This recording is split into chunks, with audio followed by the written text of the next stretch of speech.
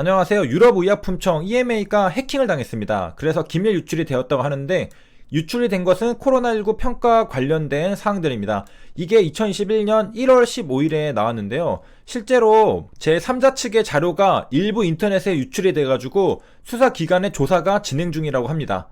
자, 이에 대해서 EMA가 언제 어떻게 발생했고 영향을 받은 제3자가 누구인지 등은 자세히 내용을 밝히고 있진 않지만은 미국의 화이자랑 독일 바이오엔테크가 이 사이버 공격 과정 해킹에서 자신들이 공동 개발한 백신 관련 서류에 불법적인 접근이 있었다라고 말했습니다. EMA는 코로나 백신 승인 절차를 맡고 있는 그런 기관이죠. 이런 기관에는 백신 승인을 받기 위한 여러 가지 내부 문서들이 있습니다. 그런 것들을 평가하는데 이러한 정보들이 유출이 된 겁니다. 저게 1월 15일에 나왔던 기사 내용인데 1월 22일에 셀트리온 공지사항에도 나왔습니다. EMA가 해킹을 당했었는데 요게 관련해가지고 불법적 접근이 있었던 것으로 확인됐다라고 통보를 받았습니다. 관련 문서 전체는 아니고 일부 문서에 접근이 있었습니다. 그래서 이 문서에 접근이 있었다는 것 자체는 일단은 셀트리온이 EMA에게 레키로나주 관련해서 문서를 제출했다라는 것이죠. 그래서 EMA랑도 레키로나주 승인 진행을 위한 어떤 서류들을 제출하고 있었던 와중에, 그러니까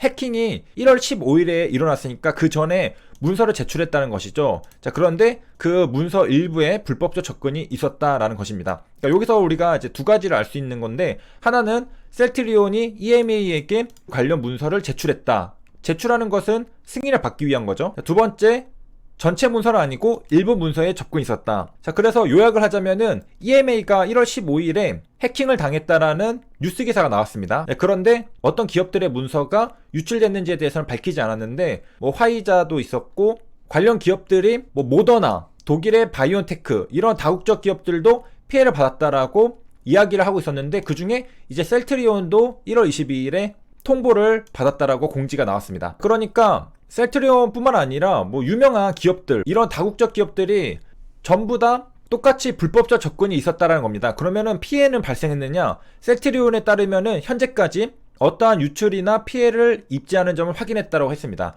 그러니까 해킹은 있었지만, 불법적 접근은 있었지만은 이로 인한 어떠한 피해나 유출은 입지 않았다라고 지금 밝히고 있습니다. 그래서 물론 가능성은 있죠.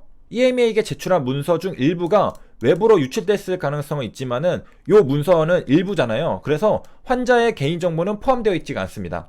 그래가지고 유출이 된다 하더라도 환자 개인에 대한 피해는 없을 것이다 라는 것을 우리가 또 알 수가 있고, 셀트리온도 자체적으로 IT 시스템도 지속적으로 모니터링하고 있다고 합니다. 그래서 EMA와 지속적으로 소통하면서 해당 상황을 예의주시하고 있고, 레키로나주를 비롯한 바이오약품의 임상 및 허가 절차도 차질 없이 진행하고 있음을 알려드립니다 라고 공지사항이 나왔습니다. 자, 그러니까 EMA 해킹 때 셀트리온 레키로나주에게도 접근이 있었다는데 유출은 없었다라는 겁니다. 자, 그렇다는 것은 셀트리온은 EMA에게 레키로나주 품목 허가 신청을 위해서 문서를 제출했다는 거죠. 그래서 사전 협의 중이라고 합니다. EMA에서 밝히기를 12월 9일에 사이버 공격이 발생해서 수사기관 조사 중, 그리고 1월 12일에는 사이버 공격 때 불법적 접근이 있어가지고 일부가 자료가 인터넷에 유출됐다 이렇게 밝혀졌는데, 자, 문서 유출 가능성 있지만은 현재까지 피해는 없다라는 것입니다. 자, 그래서 레키로나주는 국내에서 C약처로부터 조건부 허가를 준비하고 있고, 플러스 EMA로부터, 유럽이죠, 여기는 사전 협의를 하고 있습니다. 이제 품목 허가 신청을 하려고 준비 중인 거고, 임상 결과들을 바탕으로 진행을 하고 있습니다. 그 다음에 최근에 그릿에 대해서 설명을 많이 드리고 있는데, 그 책에 보면은 deliberate practice라는 말이 나옵니다. 자, 요게 중요한 건데요. 의도적인 연습, 의식적인 연습, 고의적인 연습, 이런 식으로 해석할 수 있겠습니다. 우리가 연습을 할 때 그냥 하면 안 됩니다. mindless repetition, 그러니까 무의미한 아무 생각 없이 반복만 해서는 우리가 기술을 쌓아갈 수 없습니다. 우리가 노력을 해가지고 기술을 쌓아가지고 그런 것들이 모이면은 결국에 성공에 이르는 거잖아요. 그런데 우리가 의미 없이 연습하면 안 된다는 것입니다. 그럼 어떻게 연습을 해야 되느냐? purposeful and systematic, 그러니까 우리가 목적을 가지고 기계적으로 연습을 해야 된다는 겁니다. 자, 요게 말은 쉽지만은 구체적인 예시를 보면은 좀 더 이해가 쉽습니다. 자, 제가 아주 좋은 예시를 가져왔는데, 자, 여기에 스탠퍼드 대학 어쩌고 저쩌고 나오고서, 자, 밤 11시에 이 데이먼이라는 사람이 지나가면서 골프 연습장에서 혼자 공 치는 사람을 봤다고 합니다. 자, 근데 그때는 비바람이 휘몰아쳤습니다. 그러니까 비가 내리고 있었다는 거죠. 그런데 이 학생은 기계적으로 계속 같은 행동을 반복했던 겁니다. 딱딱딱딱딱딱 치면서 계속 반복을 했던 겁니다.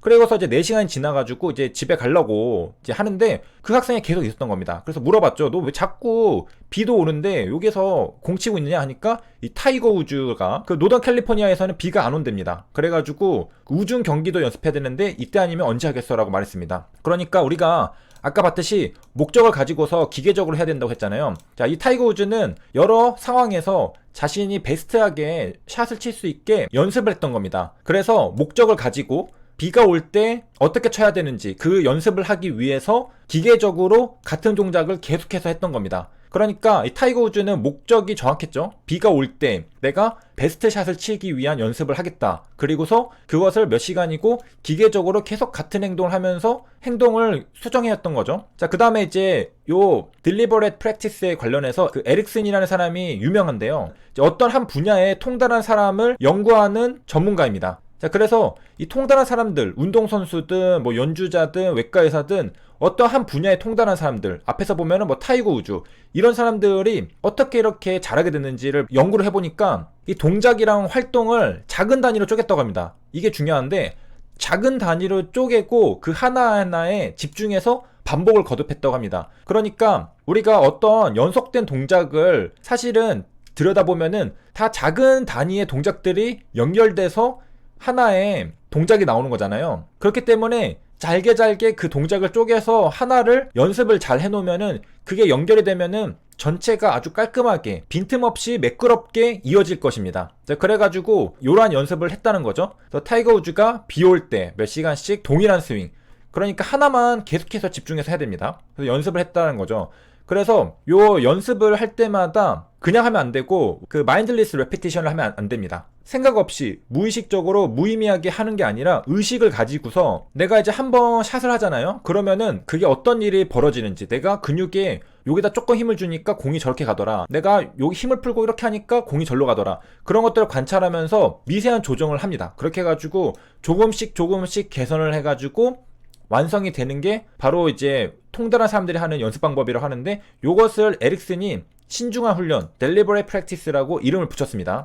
자, 그러니까 한마디로 deliberate practice를 우리가 해야지 어떤 분야에 통달할 수 있다는 건데, 그 방법은 목적을 가지고 내가 어떤 상황에서 뭘 하겠다, 그런 식으로 목적을 가지고서 그 동작을 잘게 쪼갠 다음에 그 하나만을 굉장히 집중해서 반복하면서 미세하게 조정을 해서 개선을 하면은 우리가 잘게 나오는 동작들을 하나로 모았을 때 굉장히 개선이 된다라는 것이죠. 그래서 여기까지 시청해주셔서 감사합니다.